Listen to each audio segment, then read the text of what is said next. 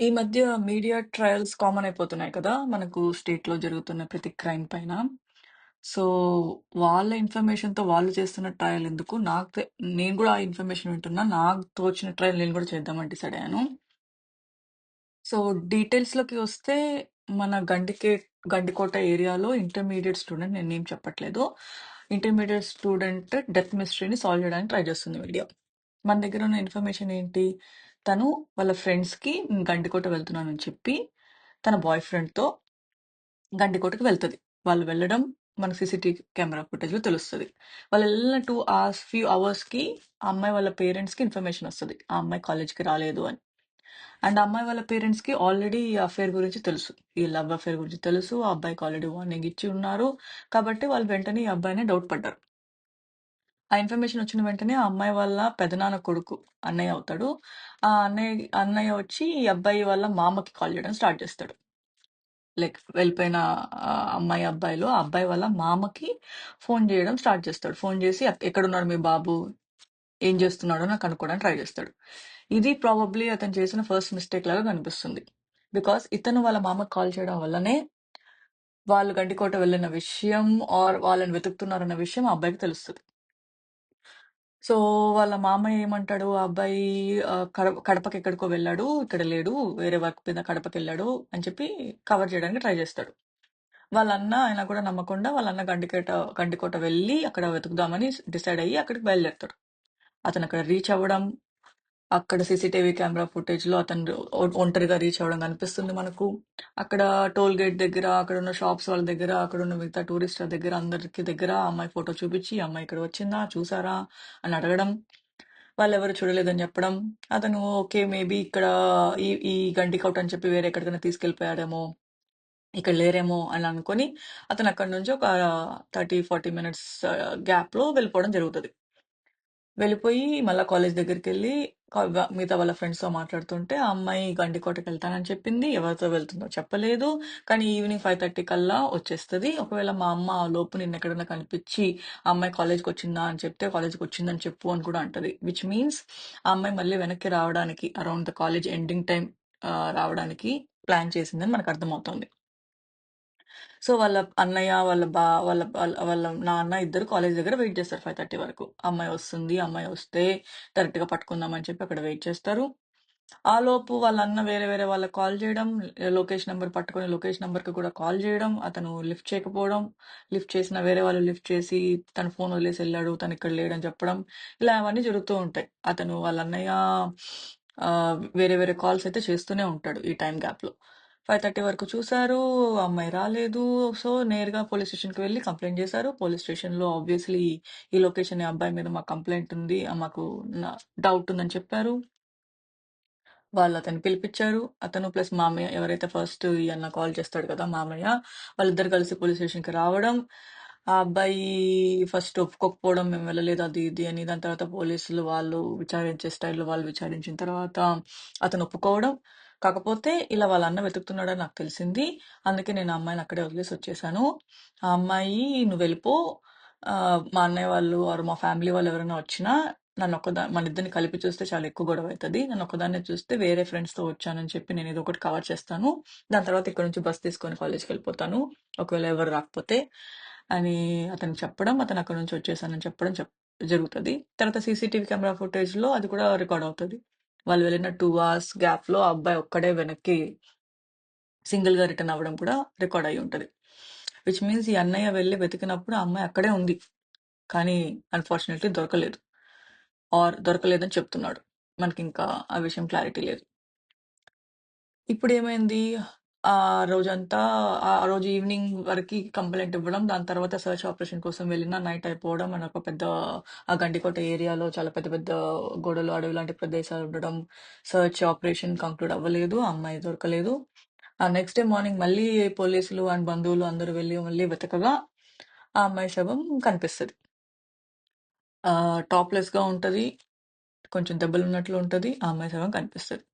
ఇక్కడితో ఆ అమ్మాయిని చంపేశారన్న విషయం క్లారిటీకొస్తది. ఫస్ట్ ఏమనుకున్నారు లోకేష్ అనే అతను తీసుకెళ్ళి అత్యాచారం చేసి, వాళ్ళ ఫ్రెండ్స్ అండ్ వీళ్ళు కలిపి అత్యాచారం చేసి, అమ్మాయిని అక్కడ పడేసుండొచ్చు అని చెప్పి వాళ్ళ పేరెంట్స్ వాళ్ళు ఆరోపించడం, మీడియాలో ఫుల్‌గా దాని గురించి హైప్ రావడం జరుగుతది.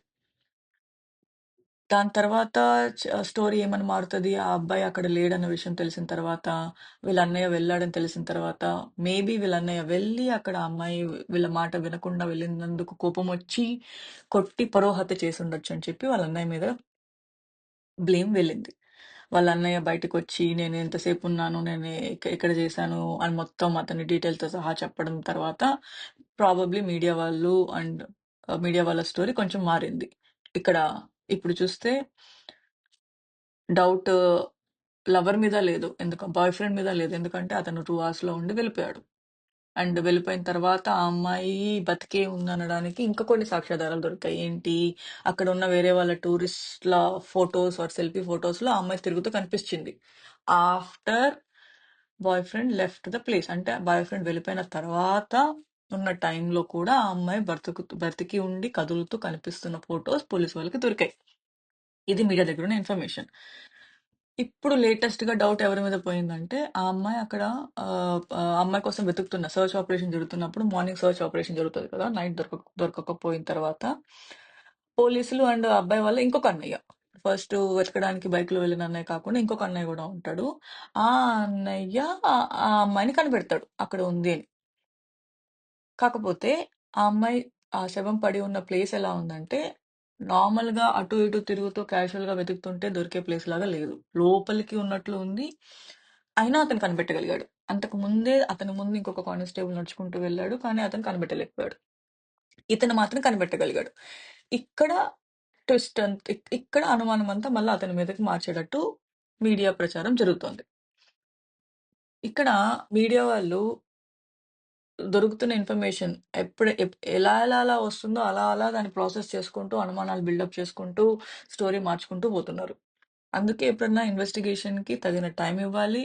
అండ్ ఇప్పుడు కూడా నిజంగా ఒకవేళ శవాన్ని కనిపెట్టిన అన్నయ్యే పరువు హత్య చేసుంటే, అతను వచ్చి వెళ్ళిన ఫుటేజ్ ఒకవేళ సీసీ కెమెరాలో దొరకకపోతే, వేరే ఏదన్నా నడక మార్గంగా ఆ ప్లేస్‌లోకి వెళ్ళే ఛాన్స్ ఉండి ఉంటే అతను వెళ్ళి ఉండాలి. అతను హత్య చేసి ఉండాలి. మళ్ళా నెక్స్ట్ డే సెర్చ్ ఆపరేషన్ వాళ్ళతో కలిపి ఆహ్, అమాయకంగా నటించి ఉండాలి. ఆర్ వాళ్ళ బాయ్ ఫ్రెండ్ ఎవడైతే వెళ్ళిపోయాడో అది సీసీటీవీ కెమెరాలో రికార్డ్ అయింది. కానీ నడక మార్గం ఏదైతే ఉందో, ఎక్కడైతే కెమెరాలు లేవో, ఒకవేళ అటువంటి నడక మార్గం ఏదైనా ఉండి ఉంటే, ఈ బాయ్ ఫ్రెండ్ కూడా మళ్ళా తిరిగి వెళ్లి నడిచి వెళ్లి చేసుండొచ్చు. ఆర్ పొద్దున నుంచి వెతుకుతున్న అన్నయ్య ఎవరైతే ఫస్ట్ వచ్చి వెతికి కాసేపు వెతికి వెళ్ళిపోతాడో అతను కూడా మళ్ళీ అంటే ఎవరైనా కూడా నడక మార్గం గుండా వచ్చి ఆ అమ్మాయిని హత్య చేసి ఉండొచ్చు. ఆర్ అక్కడ ఒక ఇంటర్మీడియేట్ అమ్మాయి ఎవరు లేకుండా ఒంటరిగా తిరుగుతూ ఉంది. ఆ ప్రదేశంలో చాలా చాలా రౌడీ వాళ్ళు or different drug dealers or ఆకతాయి పిల్లలు ఎవరన్నా కూడా ఉండి ఉండొచ్చు. ఈ అమ్మాయి ఒక్కతే చాలా సేపటి రోజు తిరుగుతుందన్న విషయం గమనించి, ఆ అమ్మాయిని ఏమైనా చేద్దాం అనుకోని వెళ్లి కొట్టి ఉండొచ్చు. ఇవన్నీ చాలా చాలా రకాలుగా జరిగే ఛాన్సెస్ ఉన్నాయి. ఇప్పుడు కూడా ఆ ముగ్గురి మీద మనం క్లీన్ చిట్ ఇవ్వడానికి లేదు. ఎందుకంటే వాళ్ళు చెప్పింది నమ్మడానికి లేదు కదా! చాలా చాలా విధాలుగా ఆ ప్లేస్‌కి వెళ్ళే ఛాన్స్ ఉన్నప్పుడు. సో, ఇప్పుడు మొత్తం కేసు దేని మీద కీలకంగా మారుతదంటే, the time of death. Forensic report వచ్చి, ఆ అమ్మాయి cause of death and time of death ఆ 2 తెలిసిన తర్వాత అది ఒకవేళ కక్షతో చేసి ఉన్నారా? లేదంటే అవసరాన్ని ఆ అవసరంలో ఆ అమ్మాయి నోరు మూయించడం ఎలా తెలియక చేసి ఉన్నారా? లేదంటే కోపం, కసి, పరువు హత్యలాగా జరిగిందా? ఆర్ ఏ టైంకి జరిగింది? అన్న విషయం మీద చాలా వరకు ఆధారపడి ఉంటది. ఎందుకంటే ఆ టైమ్ ఆఫ్ డెత్ తెలిసిన వెంటనే అది పోలీసులు గోప్యంగా ఉంచాలి. గోప్యంగా ఉంచి ఈ ముగ్గురిని విడివిడిగా వివిధ రకాలుగా ఇన్వెస్టిగేట్ చేసి, వాళ్ళు ఆ రోజు మొత్తం ఎక్కడెక్కడ ఏమేం చేశారో మొత్తం తెలుసుకొని, దాన్ని cross check and cross verify చేసి, either with technical CDR data or with eye witnesses or with other public CCTV camera footages వాటిని క్రాస్ చెక్ చేసిన తర్వాతనే అసలు నేరస్తుడు ఎవడో తెలిసే ఛాన్స్ ఉంది. ఇక్కడ సెంటిమెంట్స్ హర్ట్ అవుతూ ఉండొచ్చు. ఆ అమ్మాయే చనిపోయి ఉంది. మళ్ళా ఆ అమ్మాయి వల్ల ఇద్దరు అన్నల్ని మనము బ్లేమ్ చేస్తున్నాం. ఆ లవర్‌ని ఆర్ ఆ బాయ్ ఫ్రెండ్‌ని క్లీన్ చిట్ ఇచ్చేస్తున్నాం. ఎందుకంటే అతను ఒంటరిగా కెమెరాలో వచ్చి కనిపించాడు కాబట్టి అనడం చాలా అన్యాయంగా ఉంది. పోలీసుల ఇన్వెస్టిగేషన్‌కి కూడా ఇటువంటి మీడియా ట్రయల్స్, ఇటువంటి media influences or information leakages చాలా డిస్టర్బ్ చేయొచ్చు. ఇప్పుడు ఆ రెండవ అన్న ఎవరైతే ఆ శవాన్ని కనిపెట్టాడో, ఆయనకి తెలుసు ఆయన కనిపెట్టడమే ప్రాబ్లమ్ అవుతోంది అన్న విషయం. సో, నిజంగా ఆయన చేసి ఉంటే దాన్ని కవర్ చేసుకోవడానికి చాలా ప్లాన్ చేయొచ్చు ఇప్పుడతను. చాలా మాట్లాడడానికి ట్రై చేయొచ్చు. And time of death and వీళ్ళ ముగ్గురు ఆ టైమ్స్‌లో ఎక్కడెక్కడ ఉన్నారు అన్నది క్లియర్‌గా ప్రూవ్ చేసుకునేంత వరకు ఈ ముగ్గురు నేరస్తులవ్వచ్చు ఆర్ ఈ ముగ్గురు కాకుండా ఇంకొకరు కూడా నేరస్తులయ్యే ఛాన్స్ ఉంది. మనం ప్రతిదానికి స్కోప్ ఉంచే ఇన్వెస్టిగేషన్‌ని కంటిన్యూ చేస్తారు పోలీసులు నాకు తెలిసి. మీడియా వాళ్ళు హడావిడి పడిపోయి ఏదో ఒక టీఆర్‌పీ రేటింగ్ కోసం ఆర్ సంచలనం క్రియేట్ చేయడం కోసం ఫస్టు లవర్ హత్య చేయడం అన్నది ఆర్ దాని తర్వాత పరువు హత్య అనడం, దాని తర్వాత ఇంకొక అన్న కనిపెట్టాడు అనే విషయం. అంటే చాలా వరకు ఇన్వెస్టిగేషన్‌లో గోప్యంగా ఉండాల్సిన విషయాలను బయట పెడుతూ అన్నెసెసరీ టెన్షన్ క్రియేట్ చేస్తున్నారు. ఇప్పుడు దట్ ఫ్యామిలీ నీ needs or deserves some respect and privacy కదా! ఈ టైంలో వాళ్ళ అమ్మాయి చనిపోయి ఉంది. They have to mourn her death. అది వదిలేసి ఇప్పుడు కొడుకుని వాళ్ళ ఆళ్ళని కాపాడంలో ఉండిపోతున్నారు. సో, నేనేమంటున్నానంటే, క్రైమ్‌లో చాలా సాల్వ్ అవ్వాల్సిన విషయాలున్నాయి. అవి చేయాల్సిన దానికి మనం ఒక డిపార్ట్‌మెంట్ ఎంచుకున్నాం.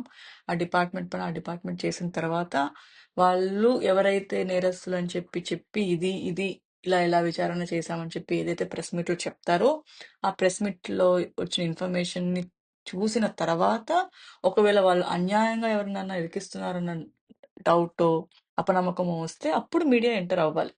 అప్పుడు మీడియా ఆ బాధితుల కుటుంబానికి సపోర్ట్ ఇవ్వడానికి ఆర్ ఒకవేళ తప్పు చెయ్యని వాళ్ళని ఎవరినో ఇరికిస్తున్నారు, మాకు న్యాయం జరగలేదని ఆ అమ్మాయి వాళ్ళ పేరెంట్స్ బాధపడుతుంటే అప్పుడు ఆ బాధితుల వెనకాల నిలబడడానికి మీడియా హెల్ప్ చేయాలే తప్ప, ఇలా వచ్చిన ఇన్ఫర్మేషన్‌ని వస్తున్నట్టు ఒక అవగాహన లేకుండా, ఒక ప్రొసీజర్ లేకుండా, ఒక క్రైమ్‌ని సాల్వ్ చేయడానికి మన దగ్గర ఏం ట్రైనింగ్ ఉందని? Police are trained to process the information. వాళ్ళు వేరే వేరే కోణాల నుంచి ఆలోచిస్తారు, ఇన్వెస్టిగేట్ చేస్తారు. వాళ్ళు బెనిఫిట్ ఆఫ్ ద డౌట్ అందరికి ఇస్తారు. సాలిడ్ ప్రూఫ్స్ దొరికేంత వరకు వాళ్ళు కొన్ని విషయాలని బయట పెట్టరు. ఈ మీడియా ట్రయల్స్ వల్ల ప్రతి ఒక్క మనిషికి అన్నెసెసరీ టెన్షన్. ఇప్పుడు ఆ అన్నలిద్దరూ ఆర్ ఆ లవరిద్దరూ నిజంగా బాధపడుతున్నారో, నిజంగా హత్య చేసి దాక్కోవడానికి ట్రై చేస్తున్నారో మనకు తెలియదు. బట్ ఆ పేరెంట్స్‌కి ఈ మీడియా ట్రయల్స్ వల్ల జరుగుతున్న నష్టం చాలా ఎక్కువ. ఎందుకంటే వాళ్ళు ఆ చావుని ఆర్ ఆ అమ్మాయి లేదన్న విషయాన్ని ప్రశాంతంగా ఒక ప్రైవేట్ మొమెంట్ లాగా చూసుకోవడానికి స్కోప్ లేకుండా చేస్తున్నాం. సో, దయచేసి ఓపెన్ ఎండ్స్ ఉన్నాయి ఈ కేస్‌లో. ఒకరు నిర్దోషి, ఒకరు దోషి అని చెప్పడానికి మనకు అవకాశం లేదు.